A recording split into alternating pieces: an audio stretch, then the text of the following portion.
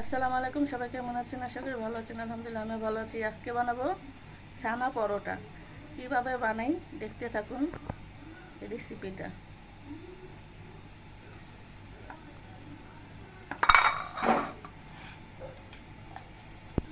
এই যে আমার রুটিটা বানানো হয়ে গেছে। এখন এই যে ছানাগুলো দিয়ে সাথে চিনি আছে, ভিতরে দিয়ে সুন্দর করে লাল করে ভাজলে বাচ্চারা দেখবেন মজা পেয়ে খাবে।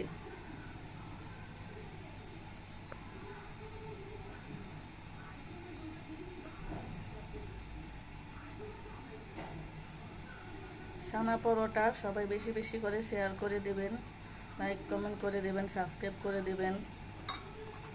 এখন এভাবে রুটি তো সবাই বানাইতে পারেন, সেটা দেখানোর কিছু নাই। তারপর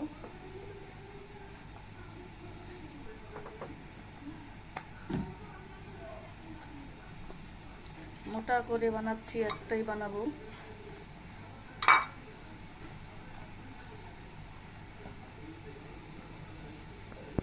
এই যে আমার পরোটাটা বানানো হয়ে গেছে। চলুন এখন ভেজে নিই, ভেজে তারপর আপনাদের দেখাবো।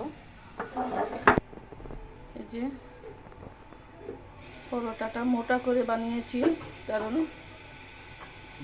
বেশি বানাবো না, একটাই বানাবো। সেজন্য এত কষ্ট করে ভিডিও করি, ভাই আপনারা ভাই বোনেরা কেউ সাবস্ক্রাইব করেন না, শেয়ার করেন না। সবাই একটু বেশি বেশি করে দিবেন। এই যে তেল দিয়ে দিলাম, দেখুন।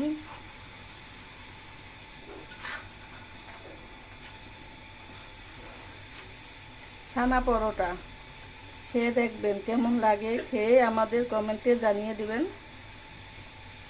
দেখছেন কি সুন্দর হয়েছে আমার পরোটা, খুব সুন্দর হয়েছে। আমার মেয়ে তো এখনই বলতেছে নামিয়ে ফেলো, খাবো খাবো। ভাই বোনেরা চাকু খুঁজা পাইতাছি না, বডি দিয়া আমার ছানা পরোটা কাটতেছি, দেখেন চাকুটা কই খুঁজা পাইতেছি না।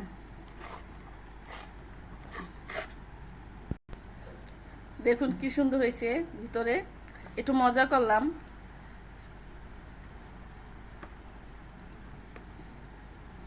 এই পরোটা খাবেন, খেয়ে দেখবেন এক পিস খেলেই পেট ভরে যাবে। সবাই ভালো থাকবেন।